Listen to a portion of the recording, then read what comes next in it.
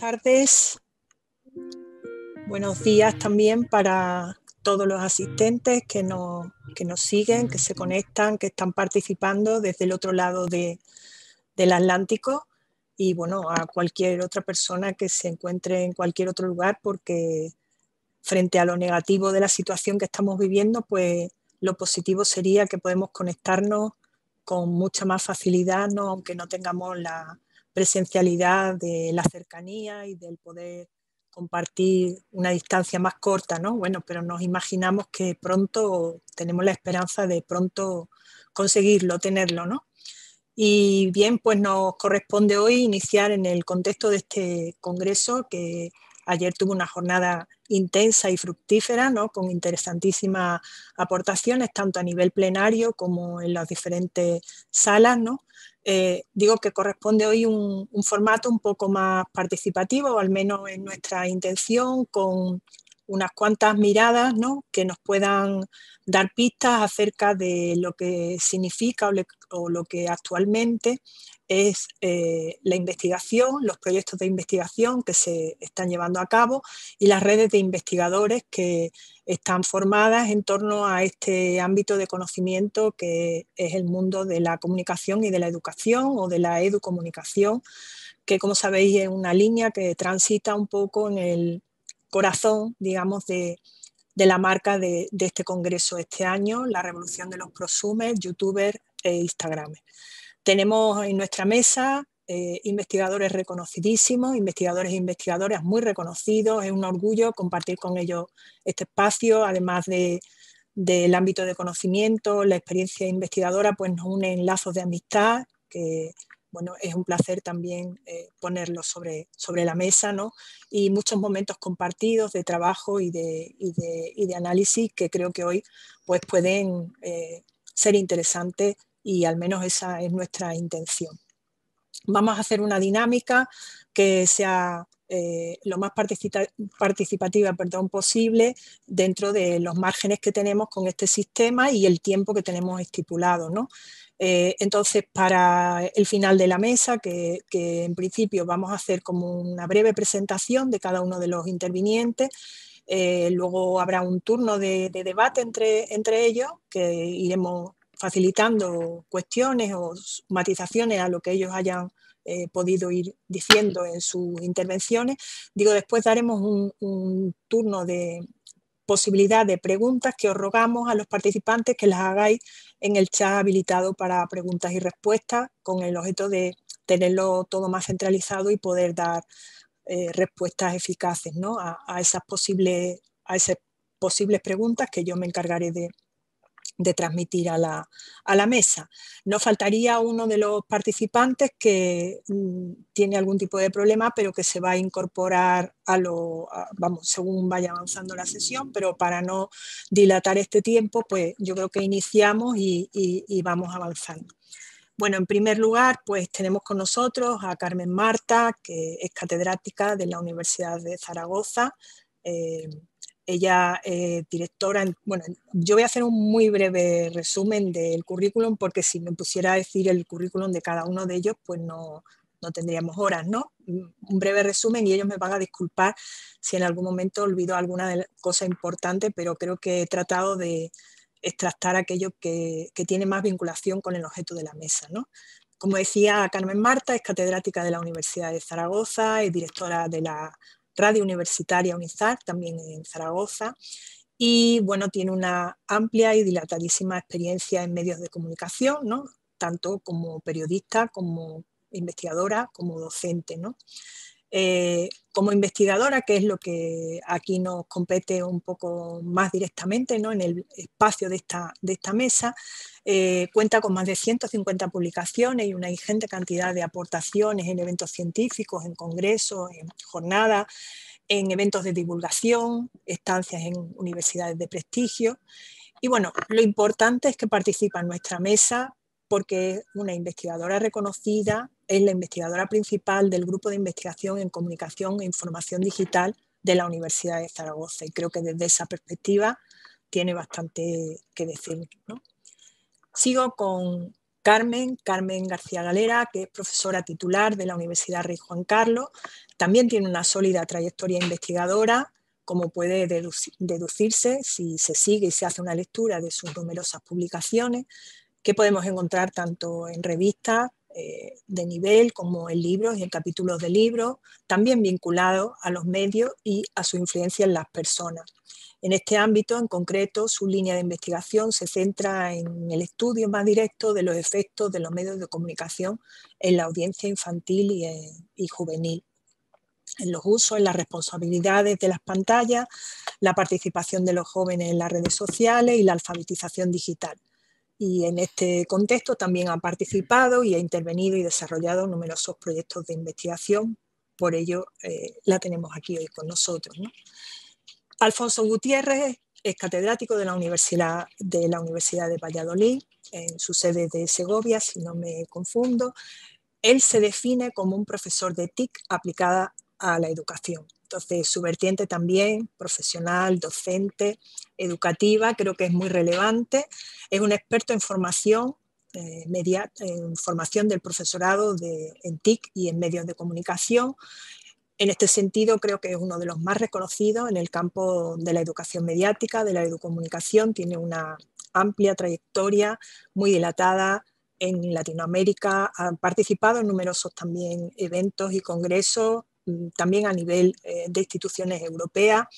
Y a lo largo de esa trayectoria, pues también es relevante su participación en numerosos proyectos de investigación y en el caso concreto del tema que nos ocupa en nuestro congreso, creo que también tiene una importante aportación que hacer, ¿no?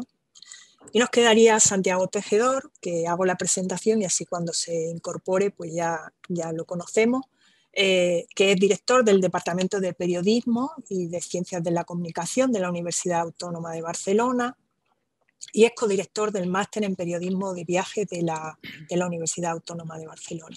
Su experiencia investigadora se resume en su participación en numerosos proyectos.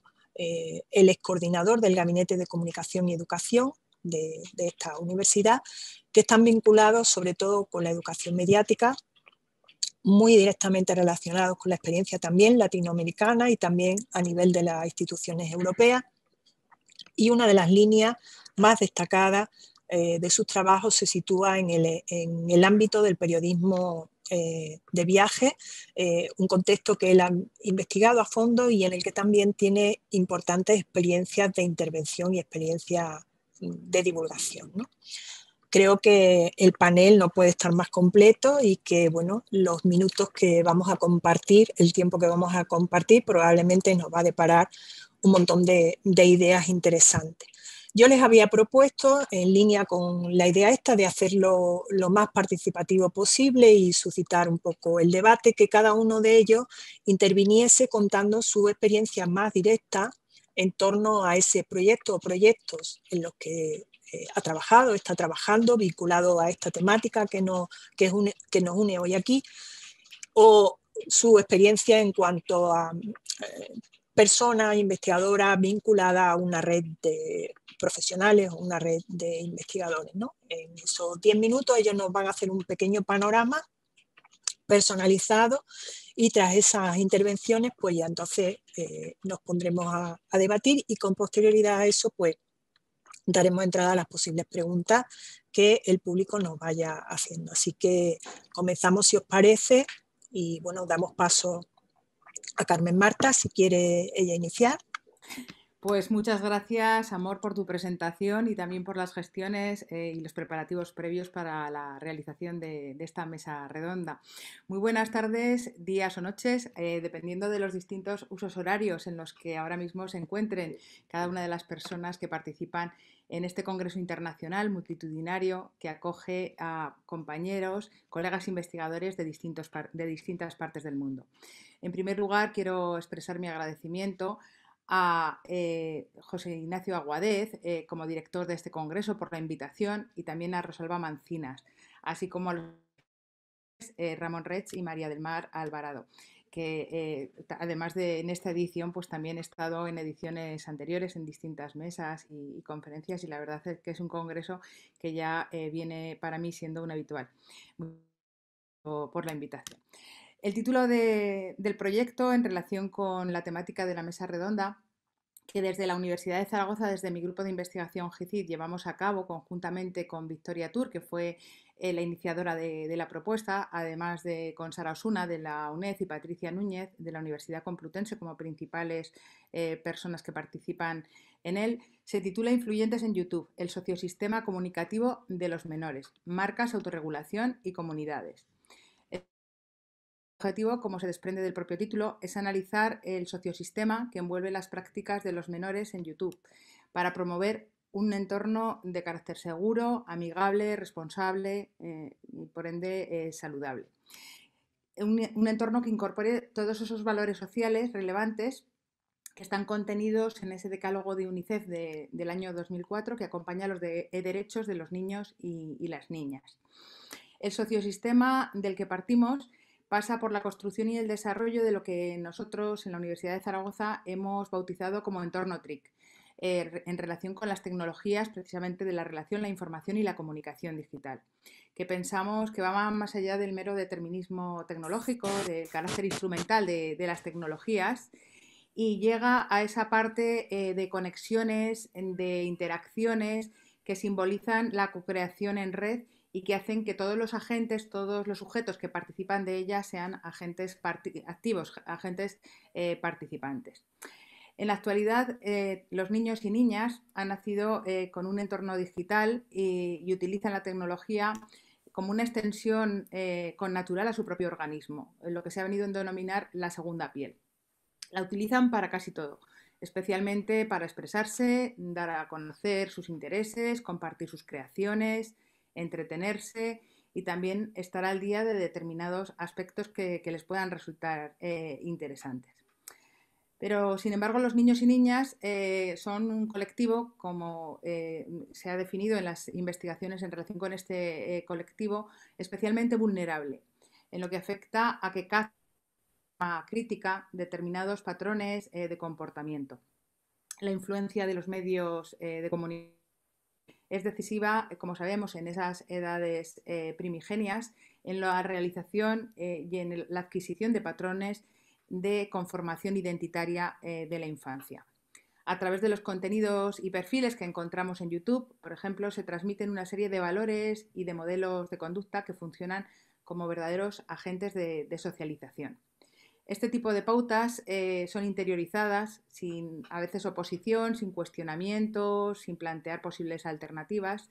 Y esto también sucede con los contravalores presentes en el discurso mediático actual, tales como la competitividad, la ambición, el consumismo o los propios bulos tan de actualidad en estos tiempos de pandemia, que han llegado pues, a bautizar esta infodemia, ¿no? Constante a la que ya nos estamos lamentablemente acostumbrando.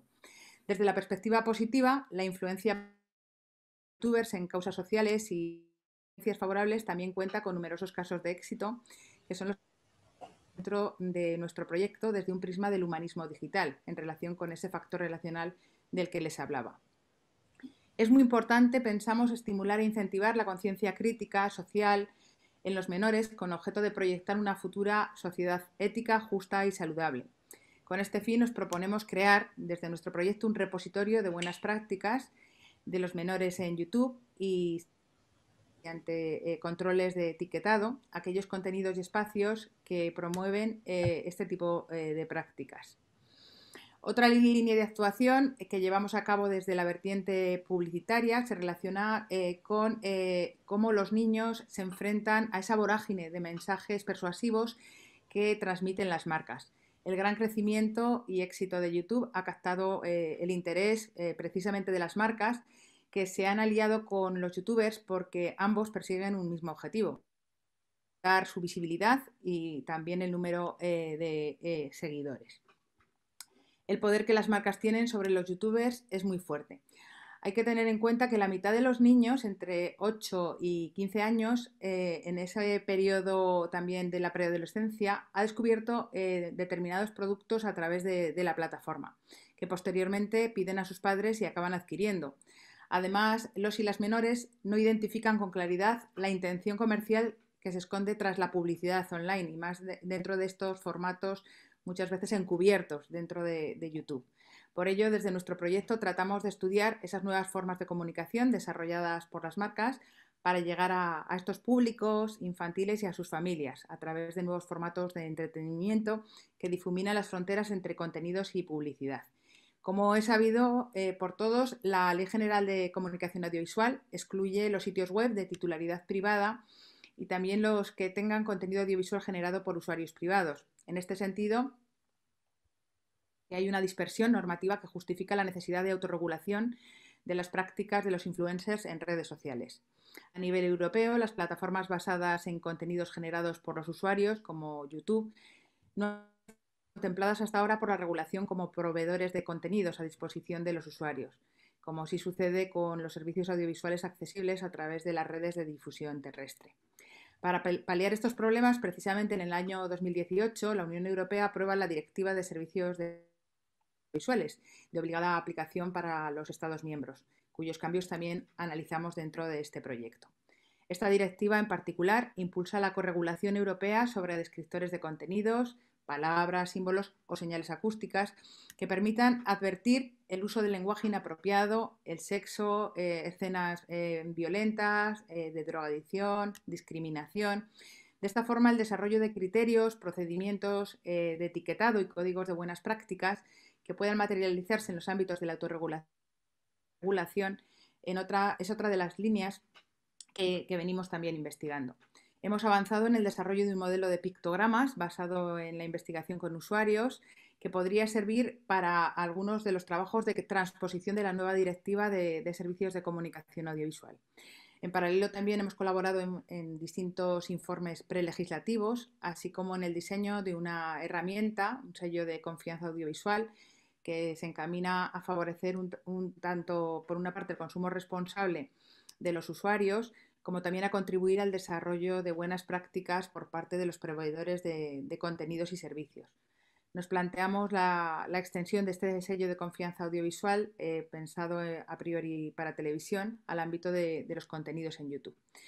En resumen, nuestro proyecto, no me quiero extender mucho más por la brevedad también ahora de la exposición inicial, nuestro proyecto trata de estudiar el creciente fenómeno de los menores influenciadores en YouTube desde esa perspectiva múltiple, desde el prisma de la publicidad, la parte socioparticipativa, prosocial y autorregulatoria.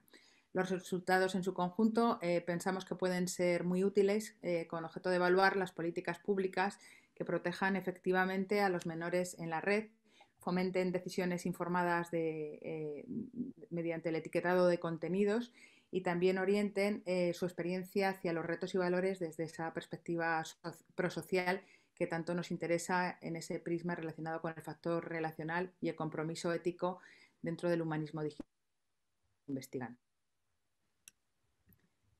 Muchas gracias, Amor.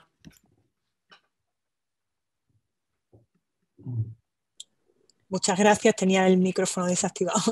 Carmen, por tu resumen, y le damos la palabra a Carmen García en este caso para que ella también nos presente su experiencia investigadora. El micro. Perdón, que lo tenía apagado. Muchísimas gracias, Amor, muchísimas gracias por esta invitación. A ti, a Guaded, a todo el equipo por la organización de esta mesa y de estas jornadas. Yo, con vuestro permiso, también me voy a ajustar en la medida de lo posible al tiempo, también como ha hecho la profesora Carmen Marta, y yo me voy a centrar más que en el proyecto, en el objeto de estudio, me voy a centrar más en el valor de un buen equipo, es decir, en la importancia que tienen las personas que te acompañan en este camino de la investigación, ¿no? Que a veces nos preocupamos mucho por lo que es el objeto, por qué es lo que vamos a estudiar y dejamos un poco a un lado las personas que van a ir con nosotros. Entonces yo quiero señalar aquí y voy a intentar en estos 10 minutos y luego, pues por supuesto, abierta al debate y a las preguntas que haya para hablar de esto, ¿no? De cómo debe integrar o cómo seleccionar o cómo a veces la vida, ¿no?, te sitúa con determinadas personas que te ayudan a hacer este camino de la investigación. En estos momentos, bueno, pues yo estoy como investigadora principal en 2 proyectos de investigación, uno financiado por la Comunidad de Madrid con Fondo Social Europeo y otro por el Ministerio de Ciencia e Innovación. Comenzando por el primero, por el ProBultif. Este es curioso porque en el caso de este proyecto de investigación, más que investigación, está orientado a la realización. Es un programa de actividades concretamente sobre vulnerabilidad digital. En este caso, y ya que está tan de moda ahora las Netflix y las temporadas, nuestra primera temporada comenzó en 2016 y en ese momento lo integramos 5 grupos de trabajo, 5 grupos de investigación de 3 diferentes universidades, todas ellas de Madrid, puesto que era una de las condiciones del CEU. Hay 2 grupos de investigación del CEU, 2 grupos de investigación de la Universidad Rey Juan Carlos y el Centro Universitario Villanueva. En 2000, este proyecto, que más que un proyecto, insisto, a nosotros nos consideran un consorcio, que inicialmente éramos 5 grupos y a partir de 2020 somos 6 grupos de investigación, porque la Universidad Villanueva pues ya se independizó, ya no era centro adscrito a la Universidad Complutense, y entonces, además del centro Villanueva, sumamos a la Universidad Complutense. Es curioso porque cada uno de estos equipos, y a veces digo que parece que trabajamos en este confinamiento perimetral, ¿no? Porque ciertamente cada uno puede trabajar de manera independiente.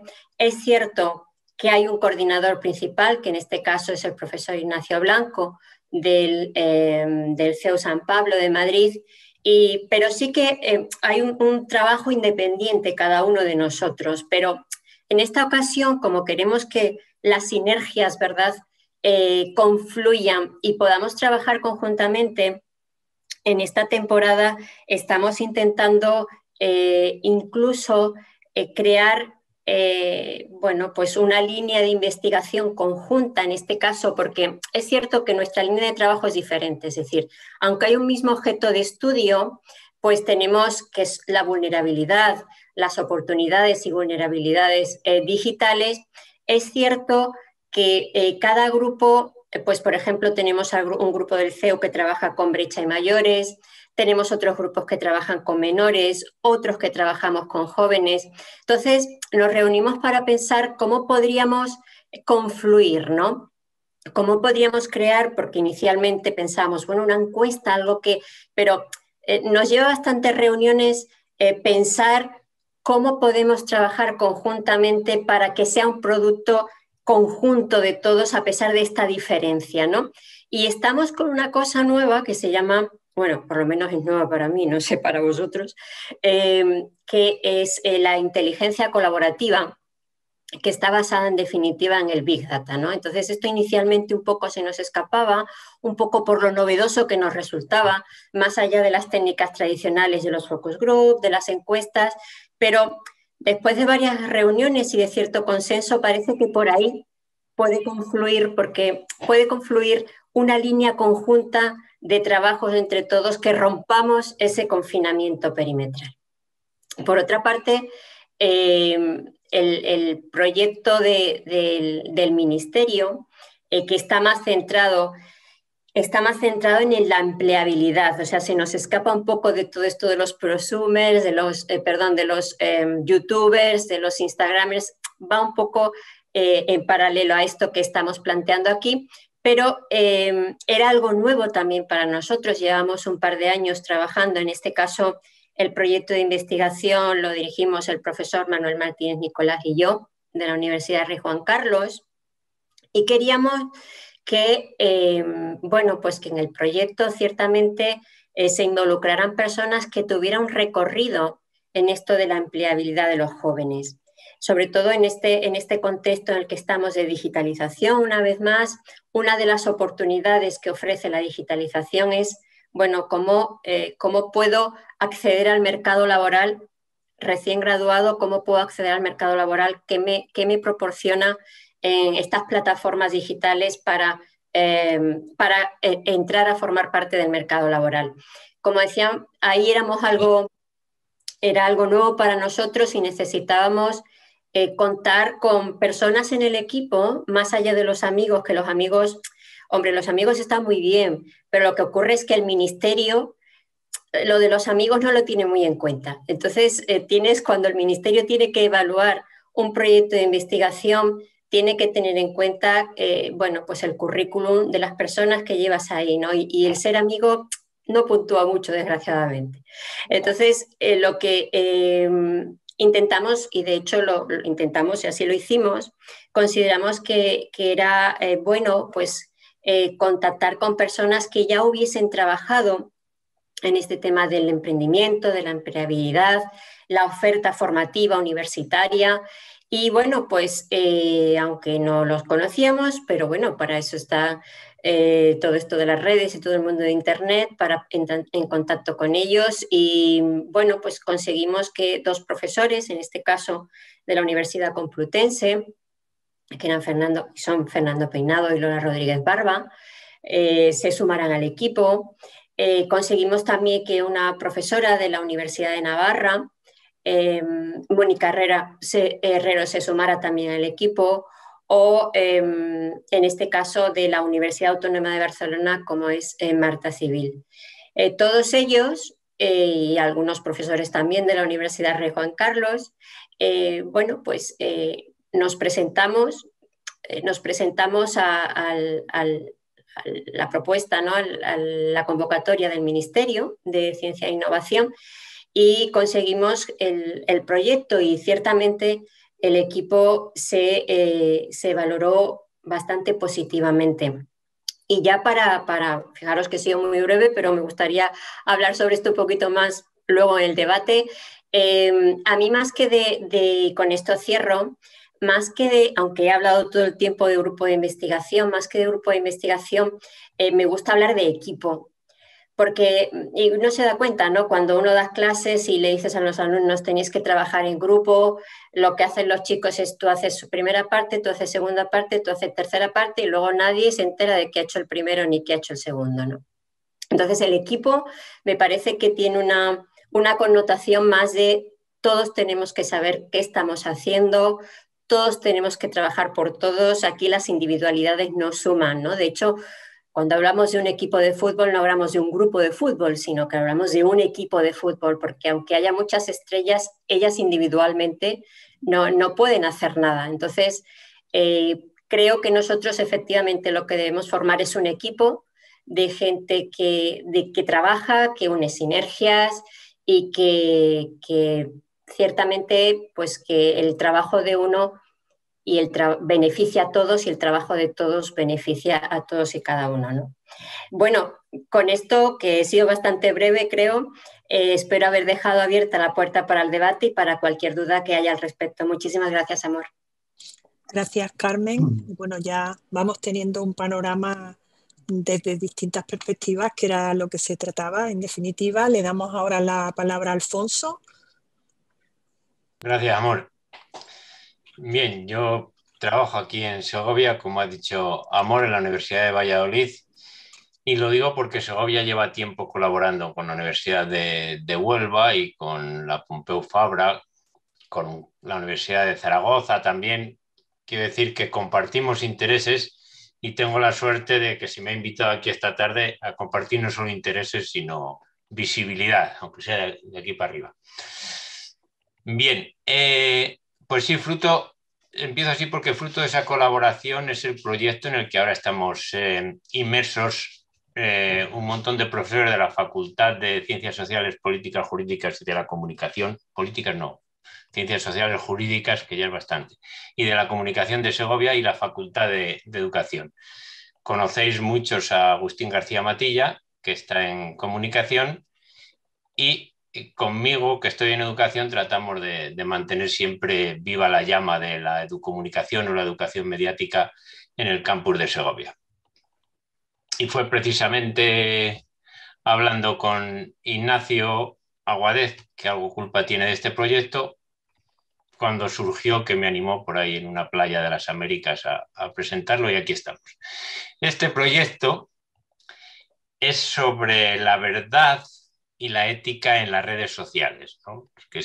Se trataría de estudiar las percepciones y las influencias educativas en los jóvenes usuarios de Twitter, Instagram y YouTube. Como antecedente tiene un pequeño estudio que resultó en un artículo que hicimos sobre la educación mediática frente a la monetización en YouTube. En realidad era la pérdida de la verdad como valor de cambio. Y como estamos en la era de la posverdad, tratábamos de ver cómo las noticias falsas o la desinformación influía en los jóvenes, en los usuarios de YouTube. Es habitual ver en los youtubers, para conseguir más monetización, meter los clickbaits y decir, este estudio era sobre los Pokémon, ¿no? Diciendo, he visto un Pokémon nuevo que en realidad no existía, pero claro, todo el mundo hacía clic.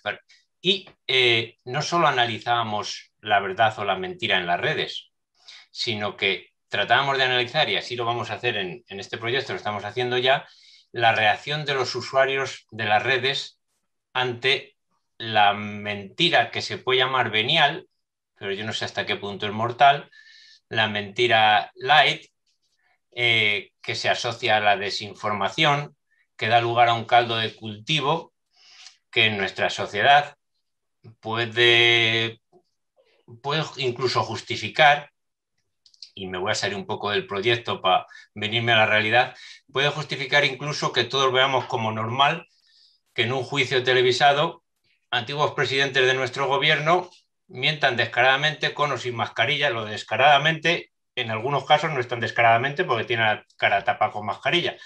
Y evidentemente incluso eso se aplaude más como fidelidad a una ideología en lugar de criticarlo como mentira manifiesta, públicamente expresada y de la que se hace gala.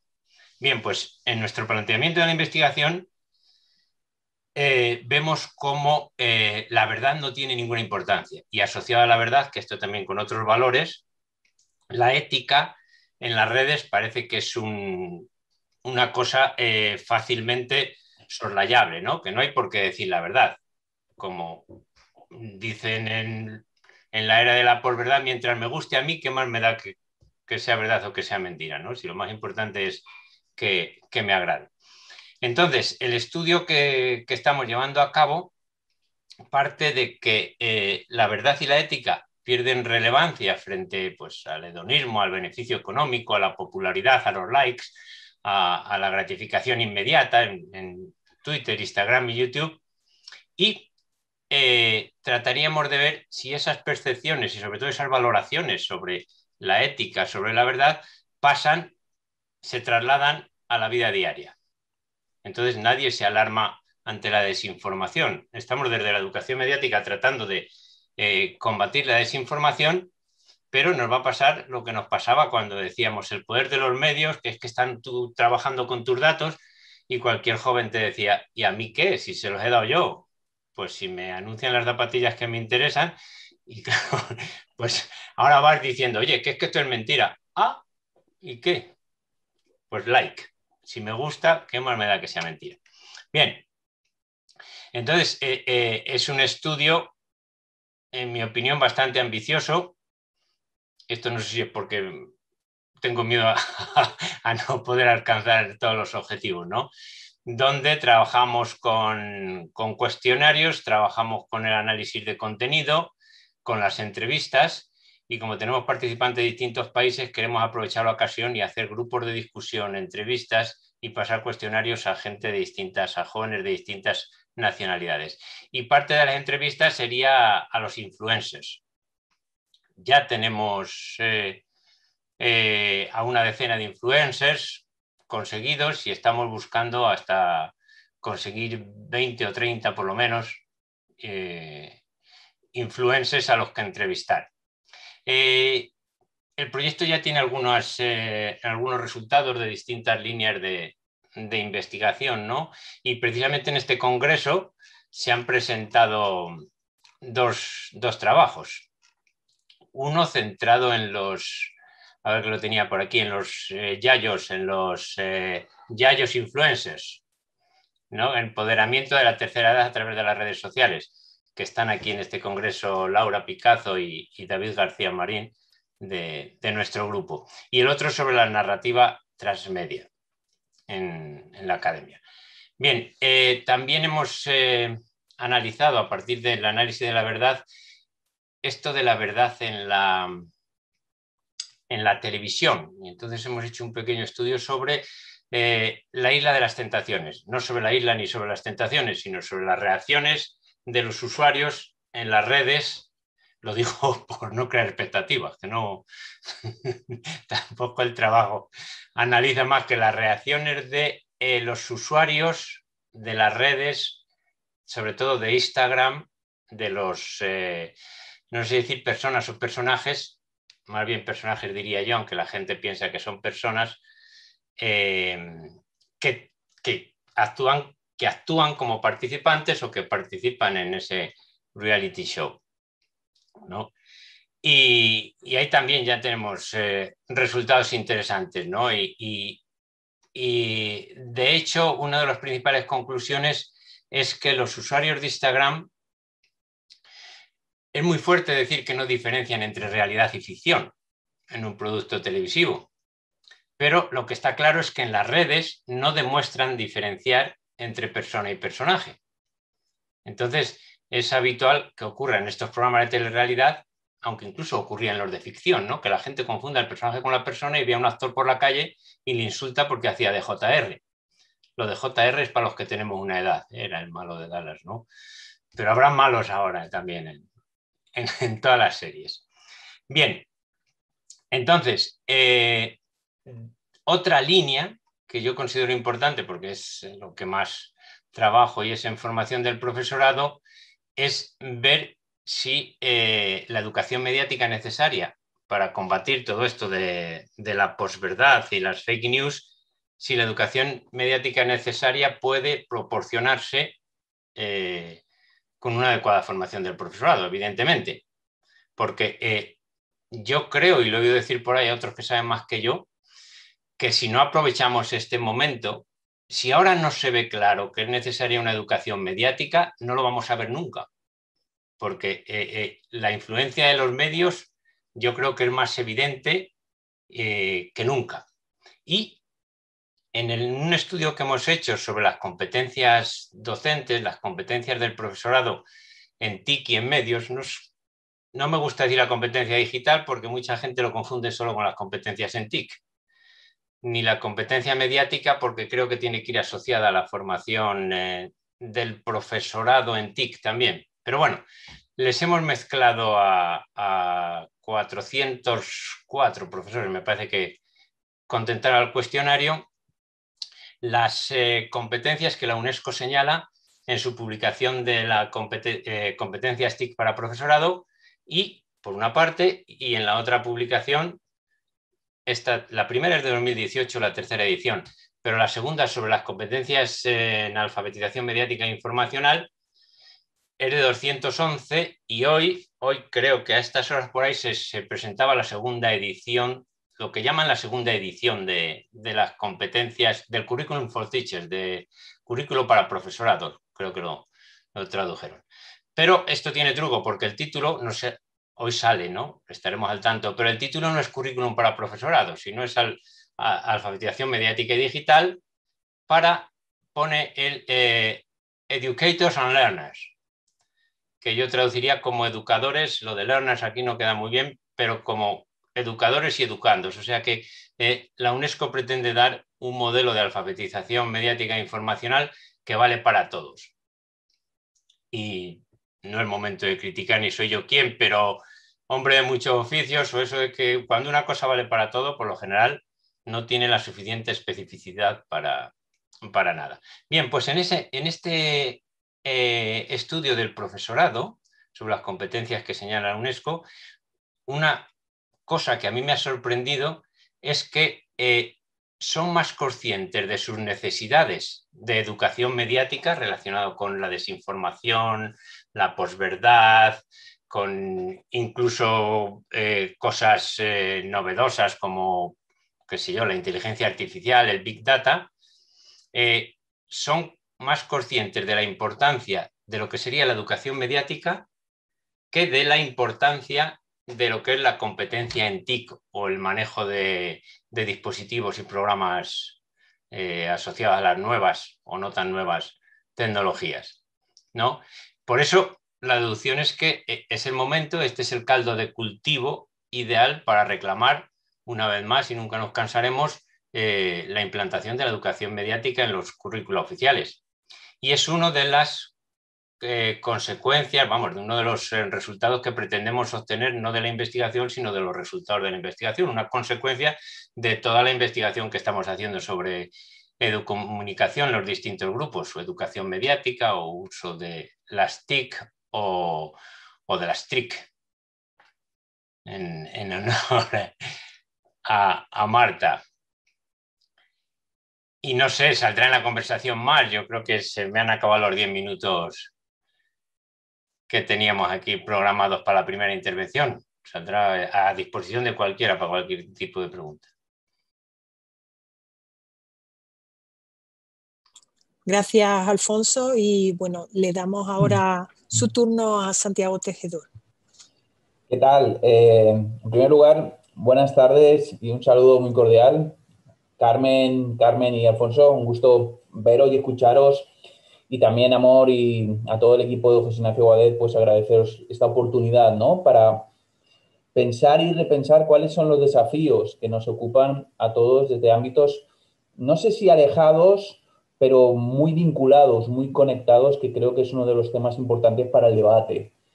En mi caso, vengo en representación del Gabinete de Comunicación y Educación, que es un grupo de investigación reconocido y consolidado por la GAUR y que desde el año 94 viene trabajando en algo que en aquellos momentos era o parecía ser pues un ámbito de estudio muy particular o incluso exótico, que es esa confluencia entre la comunicación y la educación, y que hoy en día, como muy bien se ha señalado, incluso el profesor Gutiérrez aludía directamente a ello, no es un tema importante, Alfonso, sino que es una necesidad urgente.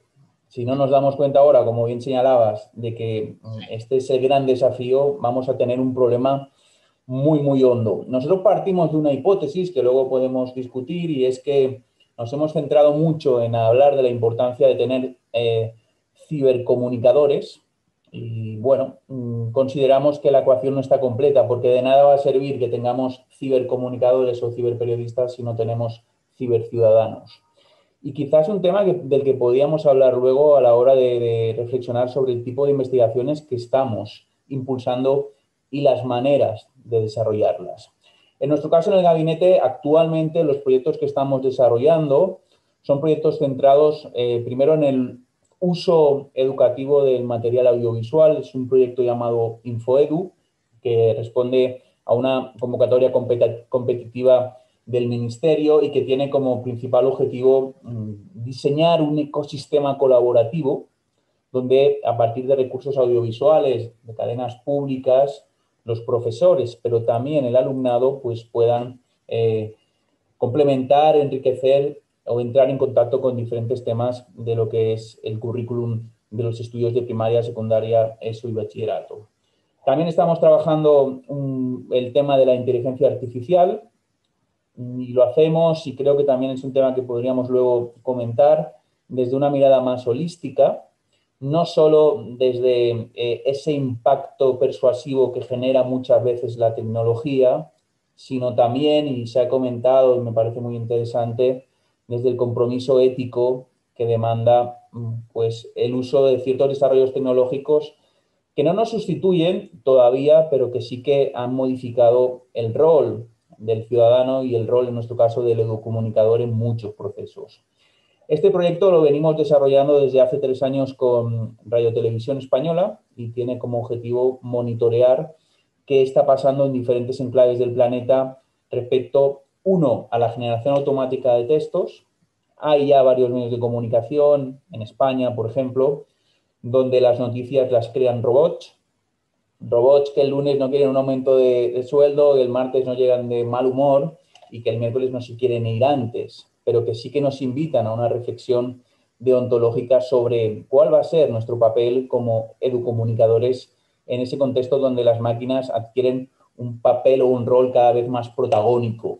Y nosotros intentamos, y creo que es un elemento que define la idiosincrasia del Gabinete de Comunicación y Educación, que siempre en nuestros proyectos, pues los equipos que trabajan sean multidisciplinares en cuanto a la formación, a la trayectoria y a la mirada. Porque nos parece que el objeto de estudio que nos ocupa, que es un objeto de estudio compartido con los diferentes ponentes, demanda de miradas que no vengan únicamente del ámbito de la comunicación, sino de muchos otros territorios.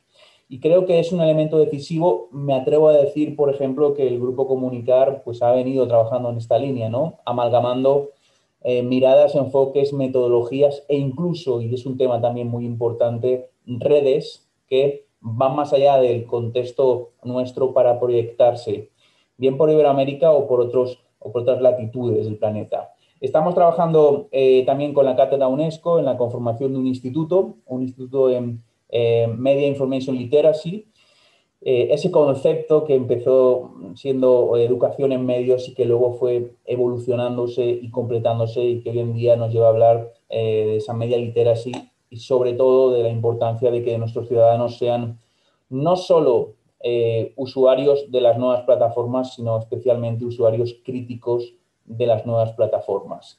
Y hoy en día que muchas personas deciden cerrar sus redes sociales debido a que impera un discurso que es un discurso de rechazo, un discurso del odio, pues a lo mejor los trabajos que se han presentado en este congreso y las reflexiones de Alfonso, de Carmen y de Carmen son muy importantes para que tengamos en cuenta, uno, el diagnóstico de lo que está pasando y luego lo que podemos hacer. Esto es algo que también me gustaría luego plantearos. Me he venido con muchas preguntas. No sé, Amor, si era el objetivo, pero respuestas no tengo muchas. Pero sí me gustaría aprovechar aquí para hacer algunas preguntas, a ver si alguien nos puede ayudar. Porque, sin lugar a dudas, nos va a tocar pensar si las investigaciones que hacemos tienen que quedarse en el estadio de la diagnosis, de la fotografía, o si hay que ir un poquito más allá y profundizar en los porqués. Y también intentamos, en los proyectos que estamos llevando a cabo, no focalizarnos en targets concretos a nivel generacional, que es algo pues, pertinente, importante y a veces muy justificado, sino intentar vehicular cómo de forma intergeneracional pues, estas redes sociales, nuevas plataformas, interpelan no solo a los perfiles más jóvenes, sino también al público de mayor edad. Creemos que ahí también hay un ámbito de reflexión muy interesante. Sabemos, porque los estudios nos lo han dicho, que los actores que generan más fake news no son los robots, sino las personas y concretamente personas con un perfil determinado y una edad determinada. Habíamos señalado a los jóvenes como los principales y responsables de ese proceso y no es así. No son los usuarios más jóvenes los que están generando o compartiendo más fake news, sino que son perfiles de otras características. Entonces creo, y ahí nosotros también intentamos trabajar en esa dirección, que es importante tener una mirada mucho más amplia, que no se focalice solo en ciertos perfiles de ciertas edades, sino que también tome como punto de referencia pues, lo que ha sido la evolución de esas plataformas y de esas redes. Ahora hay un auténtico tsunami, os lo comento porque yo soy editor de una revista que impulsa el departamento, que es la revista Análisis, y creo que cada semana recibimos 38 artículos sobre TikTok. Estoy preocupado ya, ¿no? Porque parece ser que es casi obligatorio hablar de TikTok. Una red social, por cierto, bastante joven y, por cierto, bastante polémica desde el planteamiento ético por el uso, no por lo que pasa delante de las pantallas, que también da para un debate, no sé si tan rico como el de la Isla de las Tentaciones, que por cierto me ha parecido muy interesante, y Alfonso, te voy a pedir que me mandes por favor el material que tengáis, porque yo quiero leer eso y quiero que mis alumnos lean eso, ¿de acuerdo? Para que entiendan los intersticios que hay detrás de ese tipo de programas. Decía lo de TikTok porque muchas veces, no sé, Amor, luego podemos discutirlo, nos quedamos deslumbrados por esas tecnologías tan nuevas y novedosas y nos olvidamos de su vínculo con otras que llevan mucho más tiempo y que nos podrían ayudar a encontrar respuestas y soluciones a esas que acaban de aparecer. Y creo que a veces pecamos, y me incluyo en ese plural, de intentar investigar y publicar sobre cuestiones que no sé si llegan a ser modas o procesos muy efímeros y a los que rápidamente les damos una categoría que, insisto, podríamos cuestionar. Nosotros desde el gabinete, y acabo mi intervención, lo que estamos intentando hacer es esto, partir siempre de una reflexión que tenga en cuenta lo que ha sido la evolución de la tecnología, la que entendemos siempre como un complemento o apoyo a nuestra labor como educomunicadores y, sobre todo, ir acompañados de esa necesidad de una mirada crítica. Llegamos a conclusiones que no tienen nada que ver con la inteligencia artificial o con las redes sociales chinas. A veces llegamos a la conclusión de lo que deberíamos hacer en las escuelas es inocular todavía más el gusto por la lectura. Y esto no es nuevo ni novedoso. O a lo mejor deberíamos trabajar más la importancia de que nuestros estudiantes sepan hacer preguntas. Hacer preguntas incluye también hacerse preguntas. E insisto, esto no tiene nada que ver con TikTok ni con las nuevas plataformas, sino que alude más a unos principios o a unas propuestas más humanistas que esta era tan acelerada en ocasiones nos ha hecho olvidar. Por eso creo que estos foros de discusión, como el que hoy nos reúne, y esta posibilidad, ¿no?, de interactuar y de intercambiar experiencias son tan importantes. Y llego a los 10 minutos y 15 segundos, Amor. Finalizo aquí mi intervención. Bueno, pues muchas gracias, Santiago. Y bueno, creo que se ha puesto ya sobre la mesa un montón de planteamientos, de ideas, que algunas de ellas las teníamos contempladas en preguntas que íbamos a sugerir ahora para profundizar, ¿no? Y bueno, a modo de resumen, pues partimos de esta evidente revolución, ¿no?, de estas prácticas de consumo, de uso de redes, ¿no?, con las que estamos más o menos familiarizados, más o menos, digamos, a favor o en contra, ¿no?, más o menos como buenos usuarios o competentes usuarios, o como críticos que miran desde fuera esas prácticas, ¿no? Sin duda son expresiones de comunicación, son vías para comunicarse que han adquirido un auge tremendo, especialmente en este último año, ¿no?, por las circunstancias que estamos viviendo. Son también recursos que nos han permitido colaborar, que era otra de las cuestiones que han surgido en la mesa, ¿no?, la idea de la colaboración, del poder compartir, ¿no?, esos hallazgos o esas interrogantes que tenemos, en la línea del otro pilar de la mesa, que era la posibilidad de las redes, ¿no? Y también esa visión interdisciplinar. Probablemente la perspectiva comunicativa tiene una línea, la perspectiva educativa tiene otra, pero hay un punto evidente de conexión para lograr, creo que el objeto que perseguimos, que no es otro que sea positiva nuestra experiencia investigadora en este campo, y que produzca, que también lo habéis dicho, es decir, que transfiera, que llegue a la sociedad y no se quede en hallazgos que como muchos se publican, pero que igual incluso algunas veces ni se leen, ¿no? Y en esa línea y en la perspectiva ética, que como investigadores creo que debe ser básica para nosotros, pues la primera cuestión que lanzaría, que bueno, de alguna manera ya todos habéis expuesto cosas, pero con idea de que se vayan quedando como más precisas, ¿no?, como más caladas en nuestra mente, ¿no?, sería que dentro de esta amalgama de cuestiones, de ideas, de la importancia de lo bueno y de lo no tan bueno que tienen, que todos lo habéis evidenciado, de los problemas que surgen, porque indudablemente el uso de estas redes pues nos permiten expresarnos, la tan traída y llevada libertad de expresión, la posibilidad de comunicarse sin ningún filtro o relativos filtros, ¿no?, el problema de los bulos, lo que está sucediendo, ¿no?, la polarización de los discursos. Yo os pediría que desde vuestra perspectiva trataréis de hacer un ejercicio de síntesis, ¿no?, y decirnos dónde habría que incidir, cuál sería la pregunta clave de investigación o las preguntas clave de investigación de cara a este panorama, ¿no? El objeto posible de nuestro trabajo, con idea de que no vayamos haciendo compartimentos estancos, sino pensando en una línea que realmente aporte a la ciudadanía una mirada, ¿no? Clave para esa alfabetización que perseguimos. Entonces, pregunta de investigación, objetivo, ese campo del saber que está por desbrozar, ¿no? Seguimos el mismo orden de intervención, ¿te parece? Como Amor? queráis. ¿Empiezo? Sí. Sí, estoy totalmente de acuerdo con las tres visiones de mis colegas de la mesa. Me parece efectivamente fundamental abrir también nuevos espacios, porque siempre los educomunicadores solemos trabajar en una línea muy copartícipe, ¿verdad? Todo Alfonso tiene su Agustín y su Agustín Alfonso, por poner, por ejemplo, una pareja de baile de los educomunicadores, o José Manuel Santiago.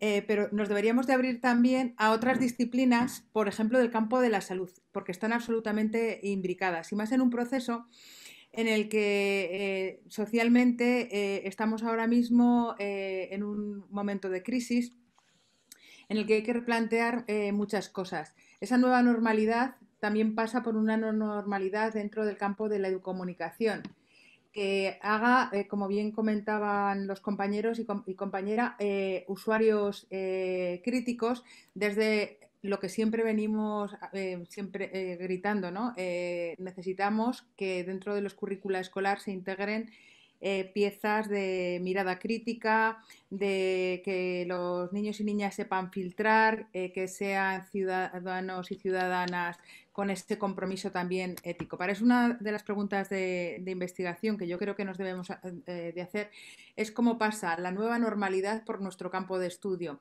para llegar a vislumbrar cómo en un momento en el que la salud ha pasado pues, el momento más convulso de la historia que hemos vivido, nuestras generaciones, de qué forma podemos recuperar también la esencia de la comunicación y de la educación en sentido puro, cómo volver a recuperar nuestros fines prevalentes y alejarnos pues desde el punto de vista informativo es muy fácil verlo, ¿no? De esa infodemia que ahora mismo acecha los medios de comunicación y las redes sociales, pero también desde el punto de vista educativo, pues con toda esa parte en bruto que se está produciendo en las aulas y que es necesario también, de alguna forma, limpiar de contenidos que resultan más insulsos o que son menos críticos desde ese prisma importante que para nosotros resulta la educación mediática.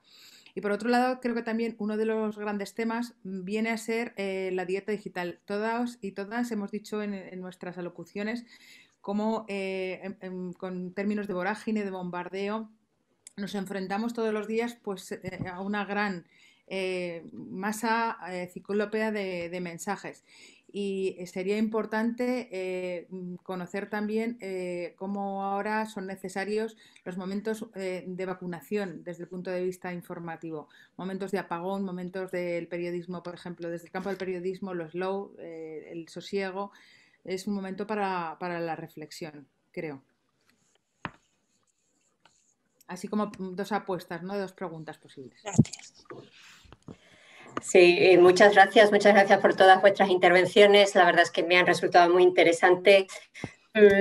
Yo, fíjate, pensando un poco, cogiendo el hilo de lo que decía Santiago, ciertamente él hablaba quizás de modas, de procesos efímeros, y es que a pesar de todo, o sea, llevamos muchos años ya, y esto me hace sentir mayor, ya lo siento, porque llevamos muchos años hablando de todo esto, de la necesidad de desarrollar esa capacidad crítica, sobre todo en los menores, ¿no? Que es donde parece que tenemos más el foco, ¿no? Aunque los mayores también, a algunos se nos debería decir cómo debemos usar los medios, porque como también decía Santi, las fake news no vienen de los robots, vienen de los adultos en la mayoría de las ocasiones, ¿no? Entonces, bueno, yo me gustaría, y sí que también por donde intentamos ir, es poner el foco en lo positivo, es decir, en las oportunidades.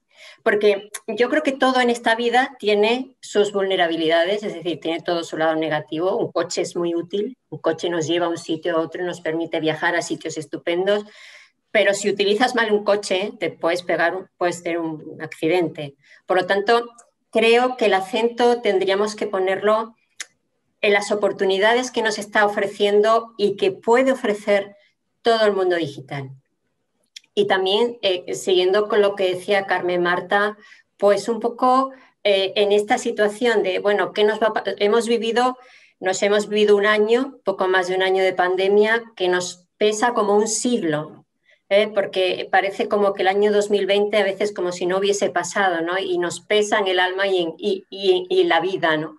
Entonces, los menores también han vivido esta situación, sobre todo de enfrentarse a lo digital, quizás de manera ya no tan controlada, porque bueno, algo tendrían que hacer, pobres, pero se supone que volveremos a una normalidad, ¿no? Entonces ahí habrá que enfrentarse de nuevo, habrá nuevos retos, pero creo que en esta pandemia también los menores han aprendido que en lo digital encuentran una herramienta para la educación, como nunca antes, porque efectivamente antes se complementaba, pero ahora su vida era a través de una pantalla.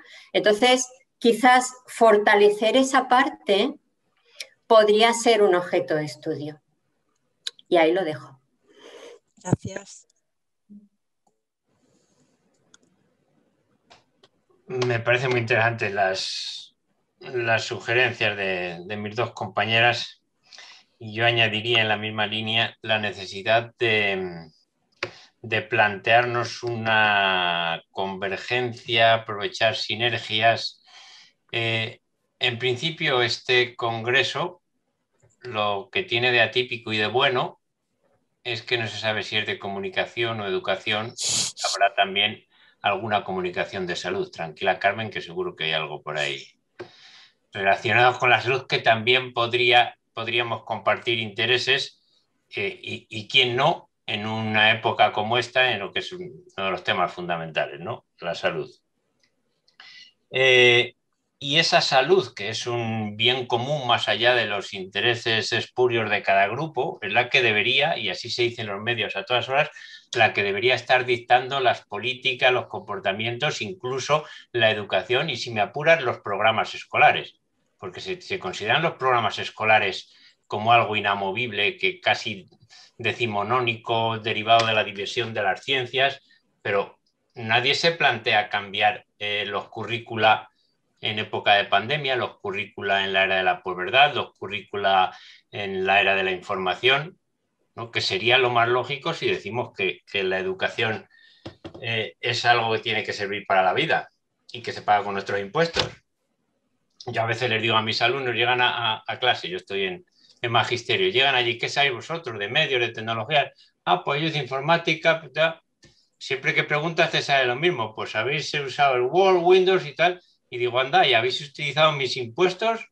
¿Habéis estado años utilizando mis impuestos para haceros clientes de una empresa? Digo, ¿y no sabíais que no? A lo mejor yo creo que habría que investigar hasta qué punto los currícula son modificables y luchar porque se modifiquen. Y hay intenciones ya de incluir la educación mediática, ¿no? Nacho y un compañero, no recuerdo ahora su nombre, andaban contactando con distintos especialistas para ver si uníamos las fuerzas o se conseguía la unión suficiente, la colaboración entre todos para reclamar pues eso, la presencia de la formación en medios, o llámese educación mediática, o si quieren llamarlo competencia digital, siempre que sea el significado también cabría. Bien, entonces, yo creo que lo que interesa, más que investigar, conseguir, no solo investigar, es las posibilidades de colaboración, de, como digo, convergencia entre todo lo que se considera, por un lado, digital, tecnológico, instrumental, y lo que se considera medios de comunicación, análisis crítico, y luchar todos en la misma dirección, porque al final, cuando hablamos de competencia digital o el uso de las TIC en la enseñanza, estamos quitando espacio a lo que sería la educación mediática. Y cuando hablamos de incorporar la educación mediática a la escuela, parece que es que quitamos sitio a la tecnología. Y al final, a lo mejor habría que luchar todos juntos por un modelo curricular en el que no todos los sectores y todos los gremios de contenido luchen por su espacio en los currículas, porque claro, luego te vienen los de la educación musical, lo de la educación plástica, la educación física, la educación X, y te dice, si es que lo mío es lo más importante, ¿no? Y al final, cuando no hay acuerdo no se cambia nada, y cuando no se cambia nada se sigue usando lo mismo. Y cuando se usa lo mismo durante tantos años en una sociedad tan cambiante, no sirve para nada. Pero bueno, ahí estaríamos.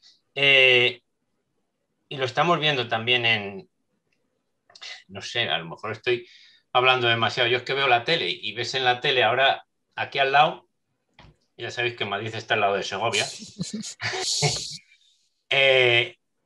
están a todas horas con unas elecciones dando discursos y nunca prevalece el bien común. No oyes nada que pueda interesar ni siquiera a los votantes como beneficio para ellos, ¿no? Entonces yo creo que esa tendencia a justificar todo a un corto plazo para atender a un determinado sector se ve como perfectamente válida y se aplica también a la educación. Entonces, con ese sistema, ni la educación mediática, ni la educación para, qué sé yo, por poner algo raro que nadie se sienta afectado, para la supervivencia en el espacio sideral, va a tener cabida si hay tanta resistencia a modificar nada. Muchas gracias, Alfonso. No sé si Santiago quiere añadir.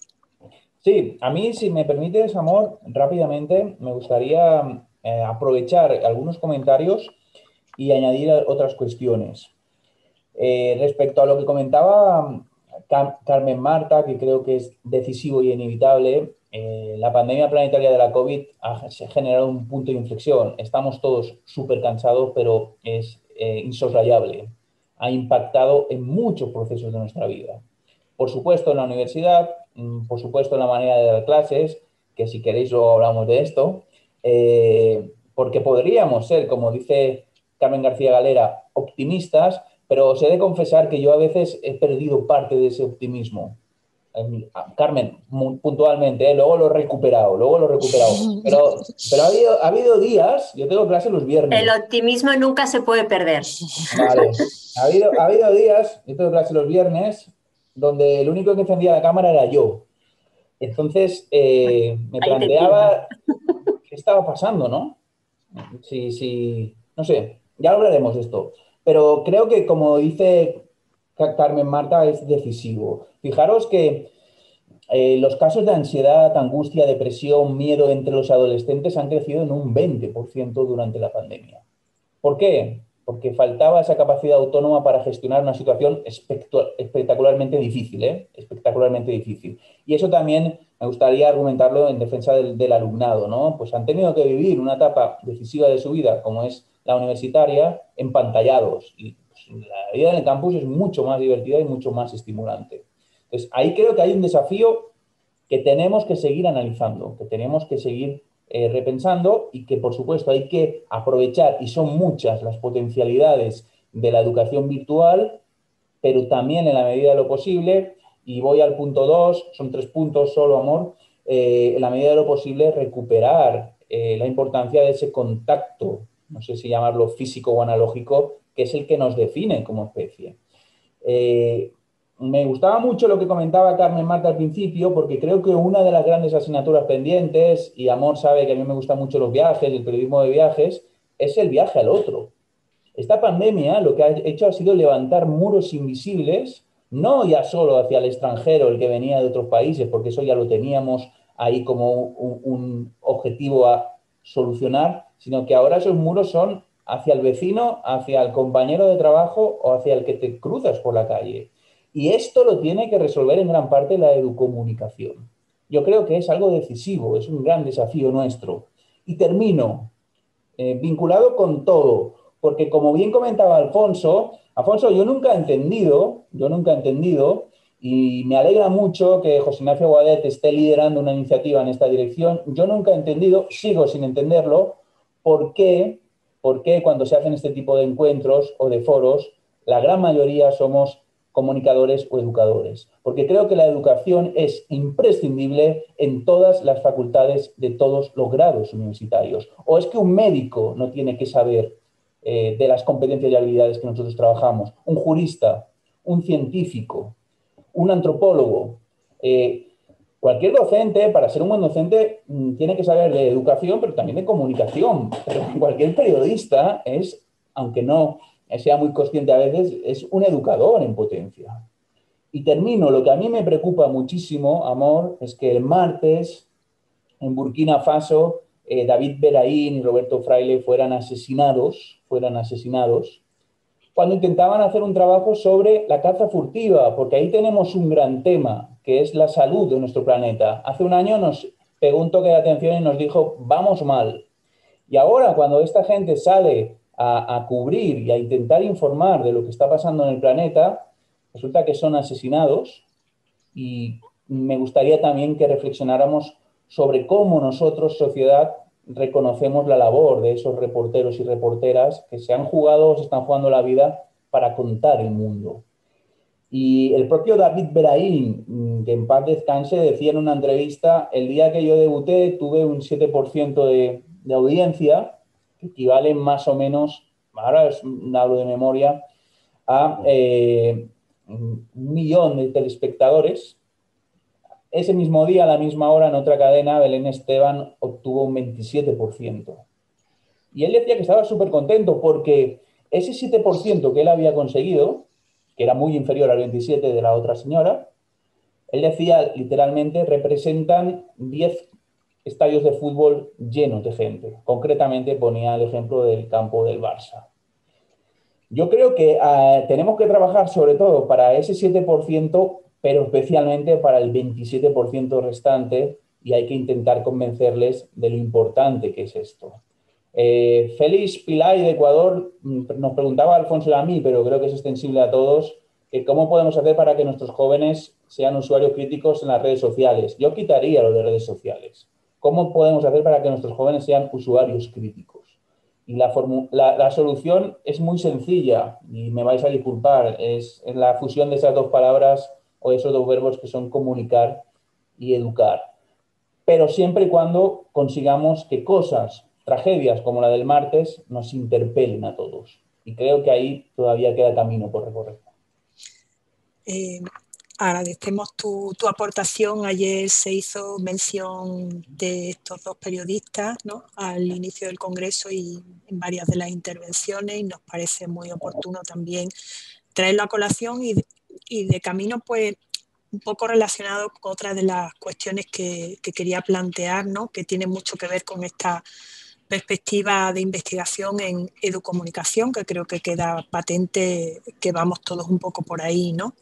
Es verdad que estamos trabajando muchos temas que vosotros habéis puesto en el candelero como más necesarios, ¿no? También esa perspectiva de lograr que lo que analizamos, los hallazgos que tenemos, lleguen a la política, lleguen a nuestros gobernantes, se hagan prácticas, se hagan productos tangibles, ¿no? Ya sea en los planes de estudio, como mencionaba Alfonso, hay una importante iniciativa, y a ver si se logra, ¿no?, de la mano de Ignacio Guadet y de Javier Marzal, ¿no?, para lograr unos estudios como más homogéneos, ¿no?, en el sentido de esa perspectiva educomunicativa que tan necesaria nos parece, ¿no?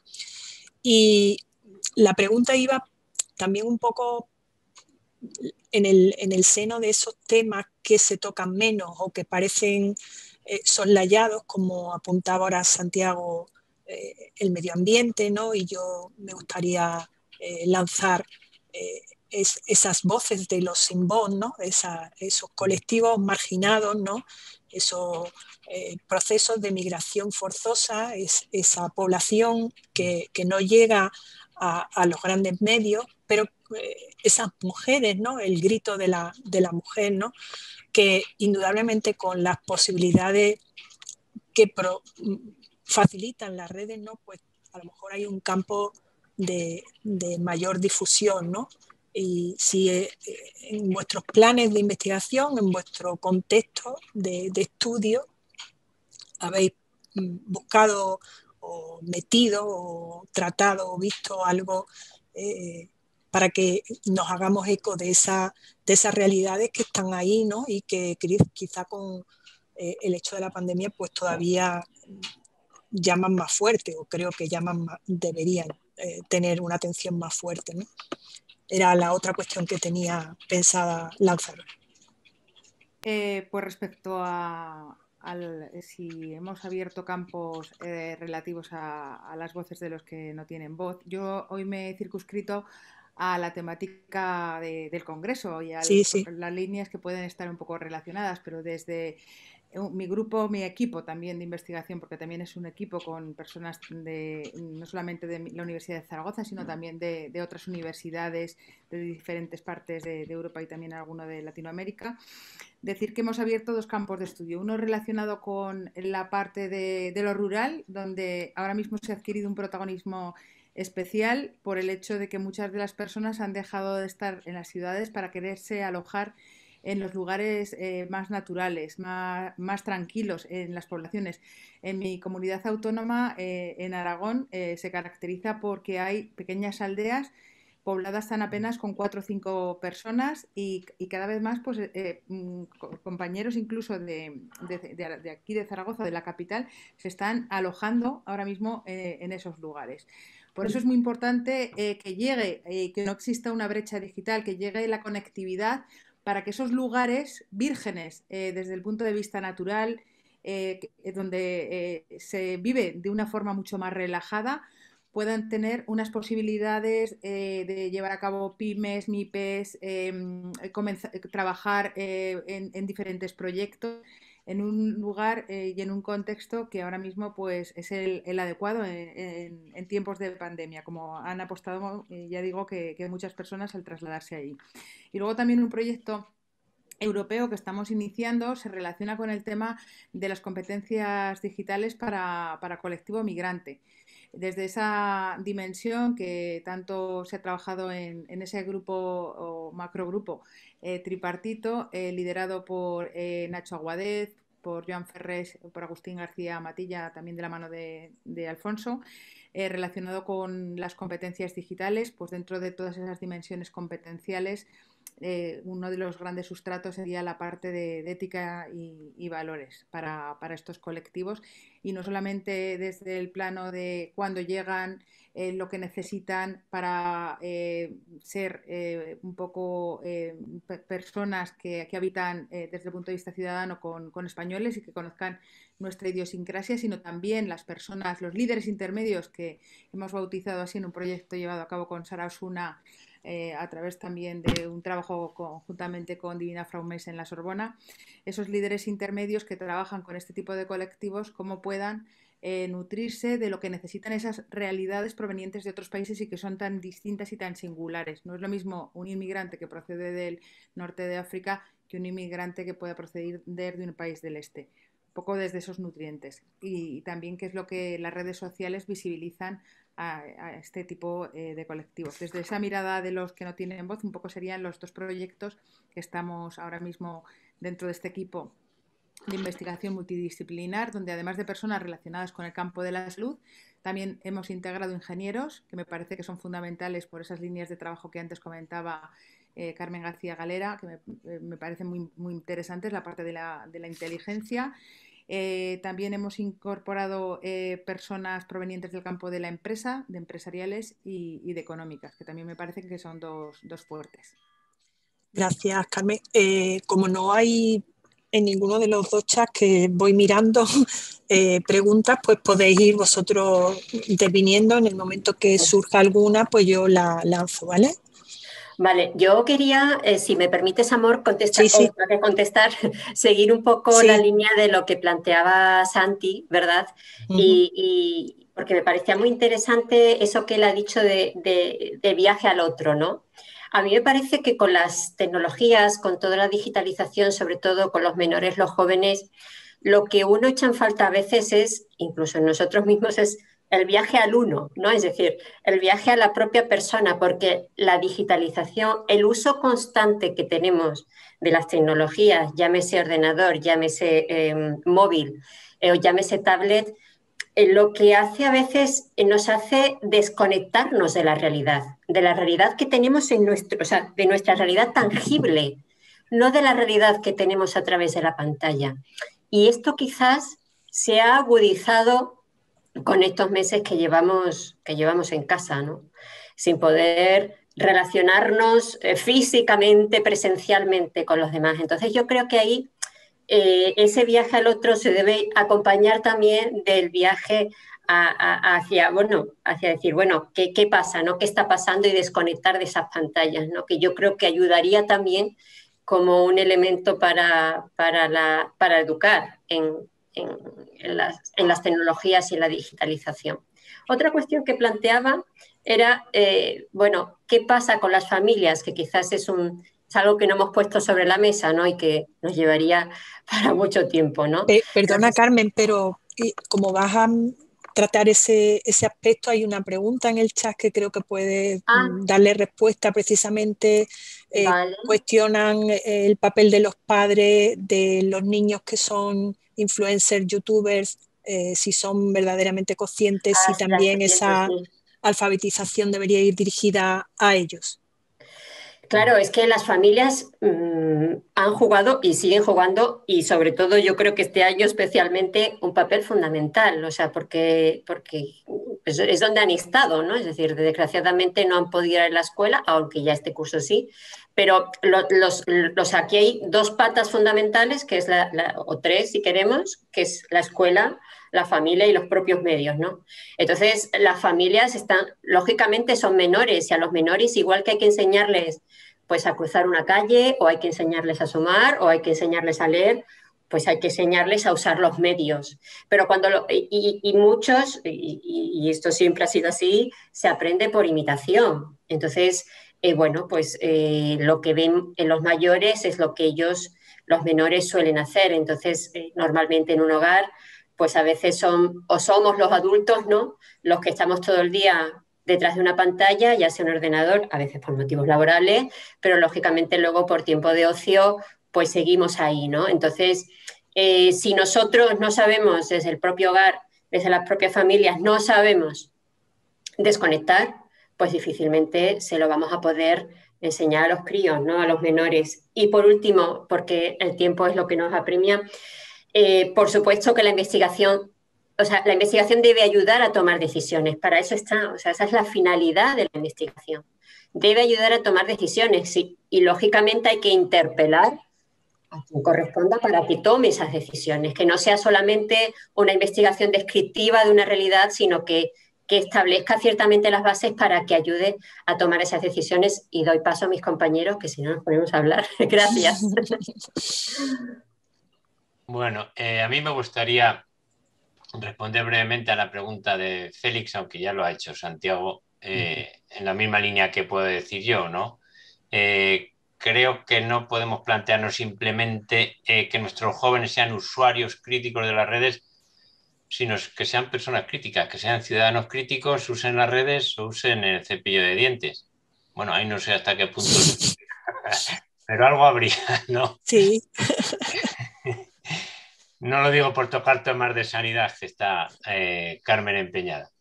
Bien, entonces, para mí la receta es simplemente hacerles pensar, no ser dirigistas ni siquiera para decirles que tienen que pensar, arreglárselas para que reflexionen, que piensen, y yo creo que la mejor estrategia es cuestionar la opción por defecto. Es que estamos toda nuestra vida dando al enter, que es lo mismo que lo que nos ofrece la vida lo vamos cogiendo, pero nunca te planteas, ¿y qué es lo que quiero yo? ¿No? Al niño desde pequeño tiene que aprobar primero, ¿para qué? Para aprender, no, hombre, no, para hacer segundo. Y cuando hace segundo, para hacer tercero. Y luego llega la famosa EBAU y luego ya se tiran un año ahí sin trabajar porque han aprobado la EBAU. Luego repiten primero en otra facultad y tienen que aprobar para hacer segundo. Y al final llegan a la universidad y les preguntas, ¿y para qué?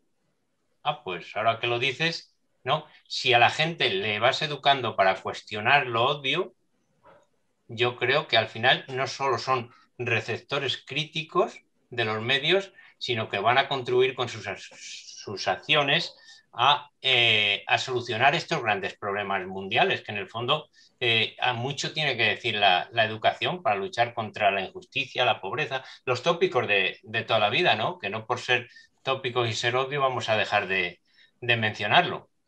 Y ese sería el fin de la educación. Y comentando una cosa que decía Santiago, claro que es un tema que nos da para mucho, esto es lo que ha sucedido con la educación, las tecnologías en la pandemia. Ha dicho Santiago con toda razón que la pandemia ha cambiado casi todo. Pero ¿sabéis una de las cosas que más se ha resistido?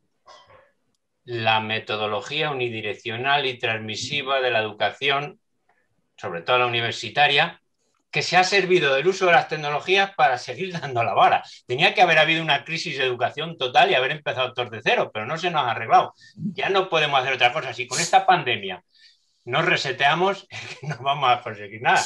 Pero bueno, seguiremos intentándolo. Y por supuesto, ahí está la función de los padres, que también lo ha dicho muy bien Carmen. Hay 3 agentes educativos clave, y yo creo que es más importante la educación informal que la formal, que son la familia o el entorno cercano, la escuela y los propios medios, y ahí está la convergencia que yo predico, que tendrían que estar unidos en sus objetivos, en sus acciones, siempre hacia la ciudadanía crítica y el bien común, que si se diese eso por sentado se nos solucionaban todos los problemas. Gracias, Alfonso. Santiago, te damos un minuto, un poco más para que 40 digas segundos. tú. Yo creo que los padres, todos lo sabemos, especialmente yo que no tengo hijos, los padres dicen que son los espejos donde se miran los hijos. Entonces, si el padre o la madre en casa están todo el día con el móvil, pues evidentemente el ejemplo que proyectan es bastante concreto. No digo que no tengan que estar nunca con el móvil, el iPad, etcétera, sino que a lo mejor se pueden, como todos ya sabemos, diseñar estrategias conjuntas de navegación, sobre todo interesarse por lo que ese pequeño o pequeña hace en Internet o donde sea, y compartir. No debería preocuparnos, y creo, Alfonso, que ese es otro tema que tenemos que hablar, porque nos sigue pasando, no debería preocuparnos a los profesores ser a veces alumnos, y no debería preocuparle a los padres preguntarles a veces a sus hijos sobre los aspectos tecnológicos. Y luego Carmen García Galera apuntaba una cosa que me parece crucial, que es cierto, la otredad es muy importante, pero hay otro viaje previo que es bastante interesante, que es un viaje a lo largo de toda la vida bastante difícil, en ocasiones, que es hacia uno mismo. Sherry Turkle, investigadora norteamericana que todos conocemos, ha publicado varios trabajos bajo ese gran título de Conectados pero solos. Incluso ha llegado a decir que nuestros jóvenes no saben estar solos, e incluso ha llegado a proponer que en las escuelas debería haber una asignatura que enseñara a esos jóvenes a convivir con su soledad, bastante estereotipada, por cierto, porque la identificamos la soledad con elementos negativos, yo no estoy de acuerdo, a convivir con la soledad y a disfrutar de su soledad. Como no lo hacemos, pues hay esa necesidad del clic, del like o del ¿hay wifi o no hay wifi? Esa frase es una frase que genera mucha tranquilidad o todo lo contrario. Bueno, pues muchísimas gracias a los 4 por vuestra brillantísimas y sugestivas, ¿no?, aportaciones, ¿no?, sugerentes, perdón, aportaciones. Y la verdad que ha sido un placer. Se quedan muchas cosas en el tintero, pero bueno, hay que responder al tiempo. Nos viene otra mesa y hay mucho programa todavía. Y a modo de resumen, pues me quedo con vuestras ideas de la necesidad de construir redes, de hacer trabajo en los que conectemos, ¿no?, de una manera interdisciplinar, aportemos desde diversos campos, tratemos de educar y comunicar, comunicar y educar, ¿no? Eso llegue a la política, a la práctica, a los planes de estudio y sobre todo la última idea, ¿no?, que sigamos conectados y no solos, ¿no?, que busquemos ese punto de sinergia, de conexión. Muchas gracias y bueno, espero que nos veamos pronto para conectar. Muchas gracias. Y a todos. Gracias. Muchas gracias, Amor. Un abrazo Gracias. a todos. Un abrazo Mucho a gusto. todos.